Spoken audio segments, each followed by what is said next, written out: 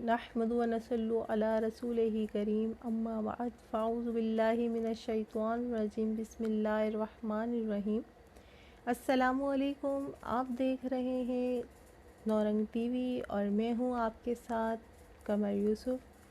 دوستوں، کیسے ہیں آپ سب؟ ٹھیک ہیں؟ امید کرتی ہوں ٹھیک ہوں گے، خیر و عافیت سے ہوں گے، اور دعا کرتی ہوں اللہ تبارک و تعالیٰ تمام امت مسلمہ کو آباد رکھے۔ تو چلیں دوستو، چلتے ہیں آج کی ویڈیو کی طرف بڑھنے سے پہلے میری آپ تمام دوستوں سے گزارش ہے، میرے چینل نورنگ ٹی وی کو سبسکرائب کیجئے اور میرے چینل کو لائک اور شیئر کیجئے۔ دوستوں، آج کا ہمارا ٹاپک ہے رمضان المبارک کا استقبال۔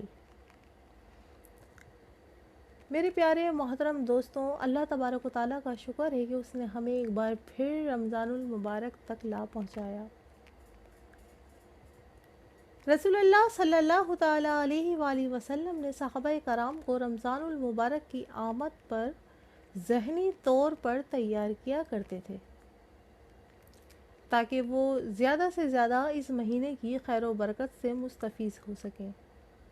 ایک موقع پر آپ صلی اللہ علیہ وسلم نے فرمایا، تمہارے پاس رمضان المبارک جیسا بابرکت مہینہ آتا ہے تو اللہ تعالیٰ تمہیں اپنی رحمت سے ڈھانپ لیتے ہیں، گناہ معاف کر دیتے ہیں، دعائیں قبول فرماتے ہیں، اور اللہ تعالیٰ تمہارے ذوق اور شوق کو دیکھتے ہیں۔ تمہاری وجہ سے فرشتوں پر فخر کرتے ہیں، بس تم بھی اللہ تعالیٰ کو اپنی طرف سے بھلائی دکھاؤ، یعنی اس مہینے میں خوب نیکیاں کماؤ۔ آپ نے فرمایا، بے شک اللہ کی رحمت سے محروم رہا وہ شخص جس نے رمضان کا مہینہ پایا اور اس میں نیکیاں نہیں کی۔ رمضان المبارک کے مہینے کو صبر کا مہینہ کہا گیا، اسے ہمدردی اور غم گساری کا مہینہ کہا گیا۔ یہ وہ مہینہ ہے جس میں کثیر تعداد میں انسانوں کو جہنم کی آگ سے رہائی ملے گی۔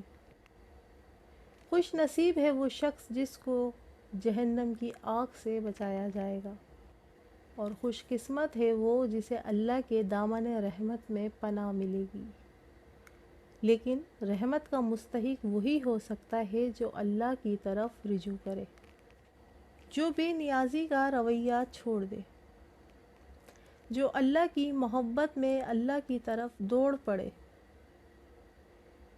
رمضان کا مہینہ ہم سب کو پکار رہا ہے کہ آؤ اللہ کی رحمت کی طرف، اس کی طرف بڑھو اور اس کی بخشش کے طلبگار بنو، عذاب جہنم سے رہائی حاصل کرو۔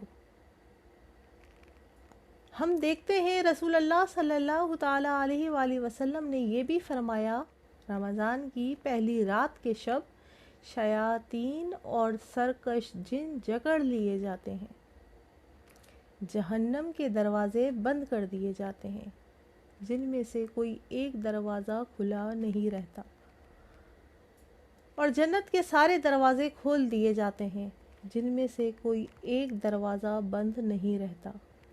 مراد اس سے یہ کہ انسانوں کے اندر نیکی کا جذبہ زیادہ ہو جاتا ہے، اسے نیکی کے مواقع دیے جاتے ہیں جن کو وہ کرتا ہے، جو بالآخر انسان کو جنت تک پہنچا دیتا ہے،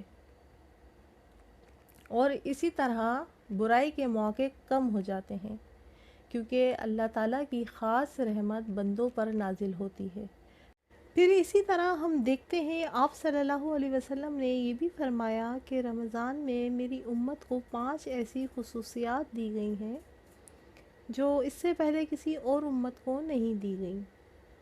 تو کیا خصوصیات ہیں جو امت محمد صلی اللہ علیہ وآلہ وسلم کو نصیب ہوئی؟ آپ صلی اللہ تعالیٰ علیہ وآلہ وسلم نے فرمایا، روزے دار کے منہ کی بو اللہ تعالیٰ کو مشک اور عنبر سے بھی زیادہ پسند ہے، ان کے لیے فرشتے استغفار کرتے رہتے ہیں۔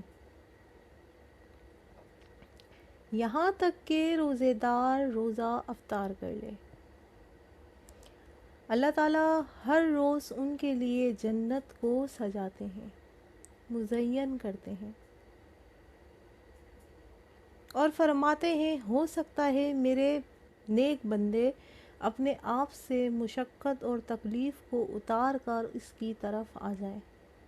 تو آئیے ہم دیکھتے ہیں اس مہینے کی رحمتوں اور برکتوں سے فیضیاب ہونے کے لیے ہمیں کیا کچھ کرنا چاہیے جہاں تک حکم اللہ کی ادائیگی کا تعلق ہے۔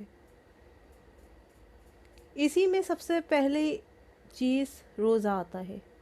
روزہ ایک فرض عبادت ہے۔ اللہ تعالیٰ فرماتے ہیں روزہ میرے لیے ہے اور میں خود اس کی جزا دوں گا۔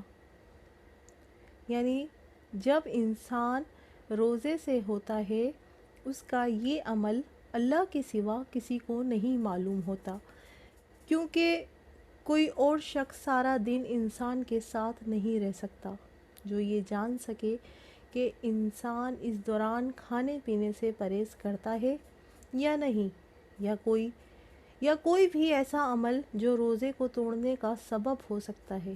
جہاں روزہ فرض عبادت ہے وہاں روزہ انسان کے لیے جسمانی صحت کا سبب بھی ہے، اور اسی طرح گناہوں سے بچانے والی چیز بھی ہے، یعنی روحانی صحت کا ذریعہ بھی ہے۔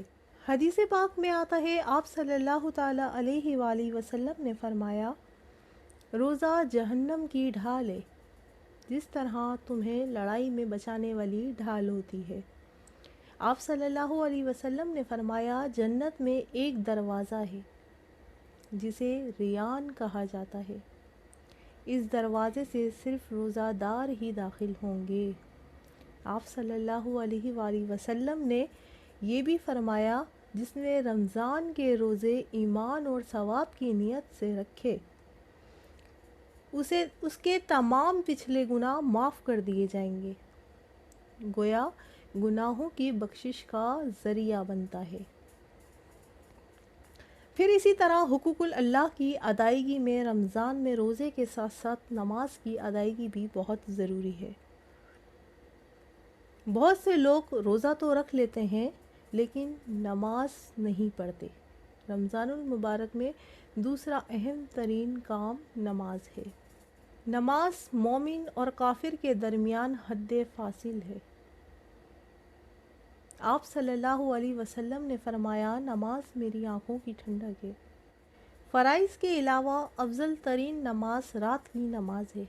اللہ کے پیارے بندے جو رات کو کم سوتے ہیں کم سونے کے ساتھ سجدے اور قیام بھی کرتے ہیں، اسی طرح آپ صلی اللہ علیہ وسلم نے رات کی نماز یعنی نماز تراویح کو سنت قرار دیا، اور خصوصاً نماز تراویح میں قرآن پاک کا پڑھنا قیامت کے دن انسانوں کی شفاعت کا باعث ہوگا۔ بہرحال ہم میں سے ہر ایک کو یہ سوچنا چاہیے کہ ہم نے رمضان سے کیا فائدہ اٹھایا۔ کیا واقعی یہ رمضان اس کی بری عادت کو چھڑانے کا سبب بنے گا؟ ہماری بری عادت کو چھڑانے کا سبب بنا یا نہیں؟ اللہ تعالیٰ سے دعا ہے اللہ ہمیں بھی ان لوگوں میں شامل فرمائے۔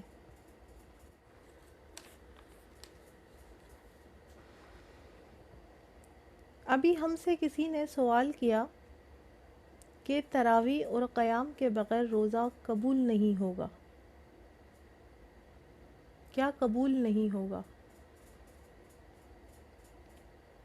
بنیادی طور پر اس کا جواب یہ ہے کہ تراویح ایک الگ عبادت ہے اور روزہ الگ عبادت ہے۔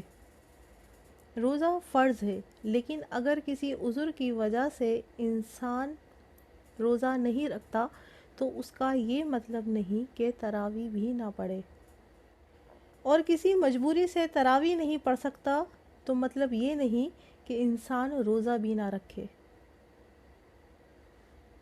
دونوں اپنی اپنی جگہ اہم ہیں، دونوں رمضان میں ہی آتے ہیں۔ اس کے ساتھ ہی آج کے پروگرام کا وقت اختتام پر پہنچتا ہے، آپ سے اجازت چاہتے ہیں۔ السلام علیکم ورحمۃ اللہ وبرکاتہ۔